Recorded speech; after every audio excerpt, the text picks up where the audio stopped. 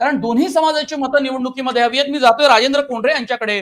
बिहार उच्च न्यायालयाचा निर्णय आपण ऐकला. या पार्श्वभूमीवर महाराष्ट्रातल्या मराठा आरक्षणाच्या आंदोलनाकडे आपण कसं पाहता? जरी तुर्तास थांबलं तरी राज्य सरकारनं 1 महिन्याचा वेळ मागून घेतलेला आणि 1 महिन्यामध्ये मराठा आरक्षणाच्या मुद्द्यावर राज्य सरकार काय निर्णय घेऊ शकते, एक मुद्दा. आणि दुसरा, जसं मराठा समाजाचं आंदोलन झालं मनोज जरांगे यांच्या नेतृत्वात, तसंच ओबीसी समाजाचंही आंदोलन झालं, जे तुर्तास थांबलं असलं तरी सुद्धा ओबीसी आरक्षणातूनच मराठा समाजाला आरक्षण हवंय, अशी ही मागणी मनोज जरांगेची राहिलेली आहे. दोन वेगवेगळे मुद्दे आपल्याकडे मी या ठिकाणी नमूद करतो.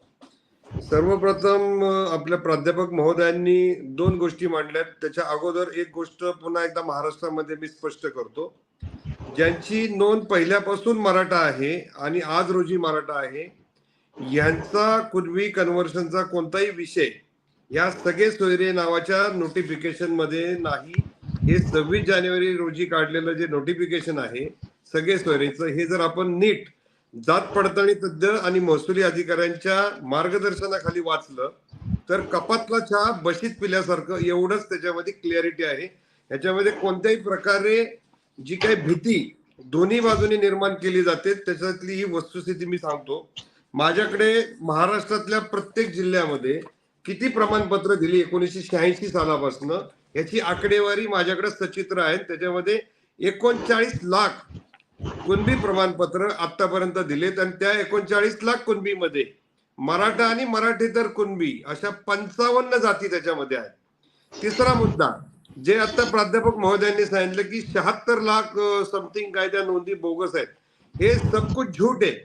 मुळात काय अभ्यासाचा भाग आहे हा महाराष्ट्राला आपल्या माध्यमातून सांगतो. एखादा व्यक्ती 1890 ला जन्मला आणि 1947 ला वारला, तर तो माणूस जन्मताना, मृत्यू पावताना आणि तो वेगवेगळ्या ठिकाणी कोर्टात गेला असेल, साक्ष दिली असेल, कुठे त्यांनी घाणवट केली असेल, जमीन, अशा त्या प्रत्येक वेळेस त्या एका माणसाच्या मल्टिपल नोंदी सापडतात.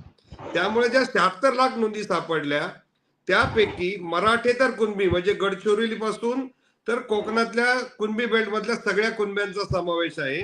आणि त्यापैकी मराठा कुणबी की ज्यांची 1870 ते नोंदी आहेत त्यातला तो काही पार्ट असू शकतो. त्यामुळं हा 76 लाख जो फुगवलेला आकडा जो कुठून आणलाय तो फुगवलेला नसून 1900च्या अगोदर आणि तो 1967 पर्यंत ज्यांच्या नोंदी कुणबी आहेत अशा महाराष्ट्रातल्या सगळ्या 9 ते 10% कुणबी समाजाच्या त्या नोंदी त्याच्यामध्ये आहेत.